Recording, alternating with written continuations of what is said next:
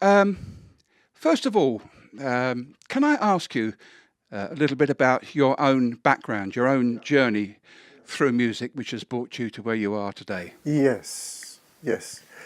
Well, I was very fortunate to have a dad who was himself a musician, who had accumulated a lot of experience as a pianist, as a concert pianist, and subsequently became a teacher at the Guildhall School of Music.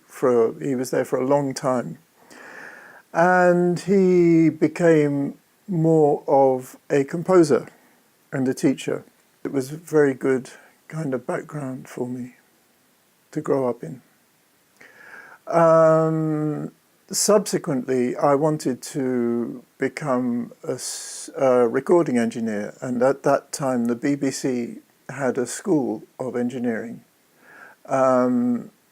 However, various things happened, and I was nudged in the direction of playing. So I'd started playing the trombone at the age of 11 at school, and I carried on, and it became my profession. I was involved in lots of different musical disciplines as I grew up, and well, technically I'm still growing up. But so I found myself playing a lot of jazz, I found myself involved in all sorts of commercial enterprises and playing classical and early music as well. Eventually, in fact, in 1997, I can remember it clearly, I was working regularly at the National Theatre in a band I had been doing Guys and Dolls, a particularly good first musical production at the National Theatre, which was very exciting for me. And then it became repetitive and tedious, and I decided I needed to leave music altogether.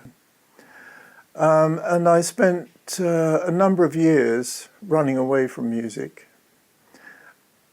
only to be encouraged by my wife to reconnect with it.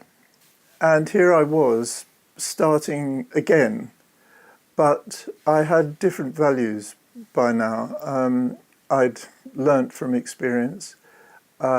I no longer, for instance, have to travel the way I did formerly, which in its time was a real privilege, and I do appreciate all my accumulated former experience.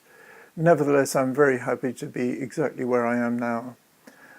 And I want for nothing. Tell me, what's it like to be a tree? To be a tree, in fact, I'm not really a tree, I'm a twig. My experience of being in the band Trees, or in the orchestra, which is called Trees, is one of a community of like-minded people that have come from such different spheres and different disciplines. And I think Brighton is a good melting pot for such chemistry.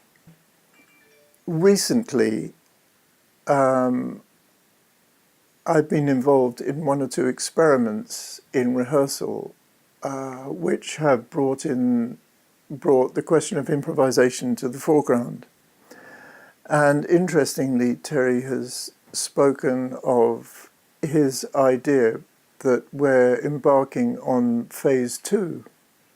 And that is really interesting, because some of these phases and some of these evolutionary things happen, I think, by osmosis. They don't happen by, in my imagination at least, they don't happen by design. So I feel I'm part of a community and an activity which has prospects but I don't know what they are. And that is exciting for me. And again, once again, coming from a certain kind of background, which was musically where perhaps the priority was money, once again, the contrast and the culture feeds something in me that can't be fed with money. It's a different set of values, one which I just appreciate hugely. Okay, thank you for that, Paul. Finally, can I ask you, you've obviously got a rich and long background in music in many forms.